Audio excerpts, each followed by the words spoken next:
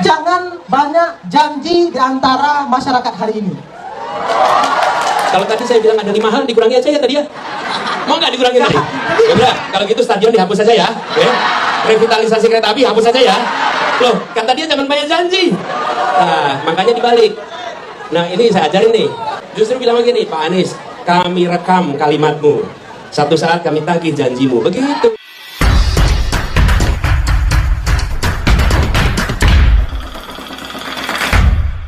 Perkenalkan, nama saya Dery Pratama. Saya alumni dari UIN Mahmud Yunus Nusantara, Pak Anies. Jadi di sini pertama sebelum saya bertanya Pak Anies, saya ingin minta 2 hal kepada Pak Anies. Yang pertama itu, Pak Anies orang yang luar biasa, tetapi saya ingin menjawab di sini tidak memakai dengan kalimat-kalimat yang tinggi, Pak Anies. Karena di sini tidak semuanya yang memahami kalimat-kalimat tinggi seperti yang di TV itu, Pak Anies. Yang kedua, jangan banyak janji di antara masyarakat hari ini. Jadi sini pertanyaan saya, Pak Anies. Pertanyaan saya mengutip daripada perkataan Tan Malaka itu. Kata Tan Malaka, tujuan daripada pendidikan itu adalah mempertajam pengetahuan, memperkukuh kemauan, dan memperhalus perasaan, Pak Anies. Jadi dari kalimat itu, kami sebagai mahasiswa, kami sebagai orang yang pernah belajar itu, banyak di antara kami yang hari ini telah menjalankan 3 hal itu, Pak Anies, tetapi merasa ketakutan. Kenapa? Karena setelah sekolah, setelah berkuliah itu takut tidak mendapatkan pekerjaan. Selanjutnya, banyak di antaranya orang-orang elit yang berada di pemerintahan itu, Pak Anies, tidak mendengarkan dan tidak mau membawa kami masuk ke dalam pemerintahan itu. Jadi Pak Anies, saya minta penjelasannya, kami dari sektor kawan-kawan mahasiswa dan dari seluruh yang pernah berkuliah, Pak Anies. Sekian, terima kasih. Sulit cari kerja. Jangan tinggi-tinggi, sederhana aja. Sulit cari kerja, gitu kan? Nah, gitu. Rupanya dia yang ngomong kayak rumit.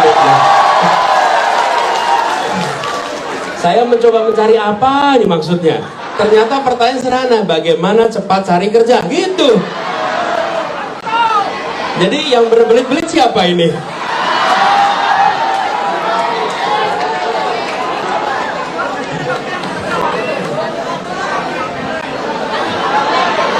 Tepuk tangan dulu, lihat tepuk tangan dulu.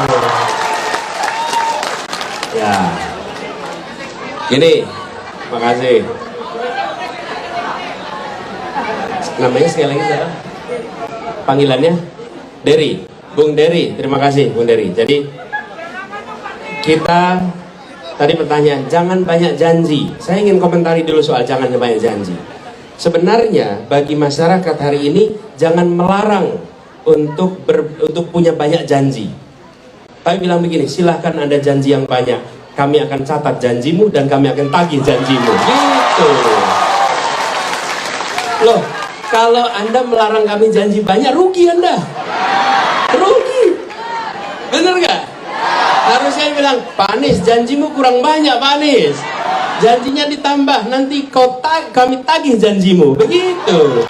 Jangan slogannya dibalik. Jangan banyak janji. Loh, kok jangan banyak janji? Buat saya, baik-baik aja itu. Berarti Anda, kalau tadi saya bilang ada 5 hal, dikurangi aja ya tadi ya. Mau nggak dikurangi tadi? Ya udah, kalau gitu stadion dihapus saja ya. Revitalisasi kereta api hapus saja ya. Loh, kata dia jangan banyak janji. Nah, makanya dibalik. Nah, ini saya ajarin nih.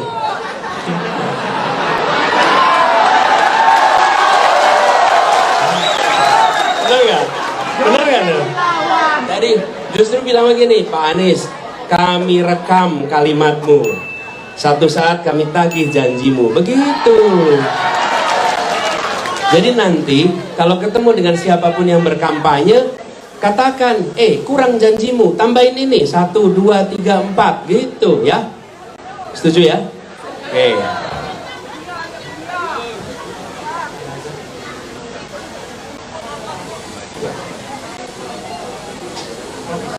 Nah, lalu tadi pertanyaannya, bagaimana supaya lapangan pekerjaan? Ya betul. Tan Malaka pernah mengatakan itu. Tujuannya mempertajam kecerdasan. memperkuat kemauan, memperhalus perasaan. Itu dikatakan Tan Malaka. Dan kita semua ingat kalimat itu. Nah, sekarang kita harus ingat bahwa pendidikan bukan sekedar persiapan kerja. Dan pendidikan bukan semata-mata untuk menciptakan penjajah ilmu pengetahuan yang akan menjual ilmunya kepada orang-orang yang akan membayar dengan harga termahal. Bukan. Pendidikan adalah mengembangkan potensi yang ada dalam dirinya untuk menjadi manusia yang berakhlak, manusia yang punya kompetensi, manusia yang punya skill, manusia nanti yang memberikan manfaat bagi dirinya dan lingkungannya. Itulah fungsi pendidikan. Sehingga pendidikan itu membekali seseorang sesuai dengan potensinya. Kira-kira begitu. Seperti yang dikatakan juga oleh Tan Malaka. Nah, sekarang tantangan kita apa? Tantangan kita begini. Tantangan kita bukan anak-anak saja yang tidak bisa mendapat pekerjaan, tapi pekerjaannya yang kurang banyak. Jumlah yang lulus dengan lapangan pekerjaannya tidak seimbang, nggak seimbang. Katakanlah begini, yang lulus 100 pekerjaannya 60, otomatis 40 nggak dapat pekerjaan. Itu sebabnya kami selalu katakan, kita ingin kebijakan pertumbuhan ekonomi yang menciptakan pemerataan dan keberlanjutan. Itu istilahnya pertumbuhan yang berkualitas. Bila saya harus memilih pertumbuhan ekonomi yang tinggi tanpa pemerataan atau pertumbuhan ekonomi yang menengah dengan pemerataan, maka saya akan katakan pertumbuhan ekonomi yang menengah dengan pemerataan. Nah, pemerataan itu artinya juga kesempatan kerja. Jadi investasi yang terjadi sekarang ini tinggi sekali. Kita lompat investasinya dari sekitar 400 triliun per tahun 2013 menjadi 1.200 triliun di tahun 2022. Lompat itu 3 kali lipat. Tetapi penyerapan tenaga kerjanya tidak meningkat. Kenapa? Karena investasinya di bidang yang padat modal. Ini yang kita ingin dorong ke depan. Investasi di padat karya dan investasi dorong untuk sektor informal mikro, karena itu menyerap tenaga kerja banyak. Jadi dengan begitu nanti teman-teman lulus kuliah, lulus sekolah lebih mudah dapat pekerjaan, bukan semata-mata karena mampu atau tidak mampu, tapi karena lapangan pekerjaannya tersedia, gitu. Jadi itu saya rasa bahasanya udah sederhana sekali itu untuk menjawab pertanyaan yang tadi lebih rumit bahasanya, ya. Gitu ya? Oke, terima kasih Pak Anies. Jadi terakhir Bang, cukup. Jadi terima kasih. Jadi, terakhir saya mengklarifikasi terkait itu, memang benar. Saya berdiri di sini karena ingin belajar dari beliau. Kalau saya salah, berarti beliau.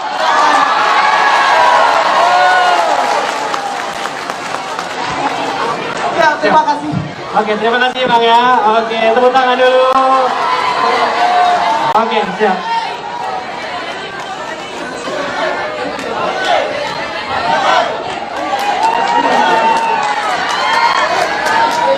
Saya bilang tulis nomor HP-nya biar fotonya bisa dikirim.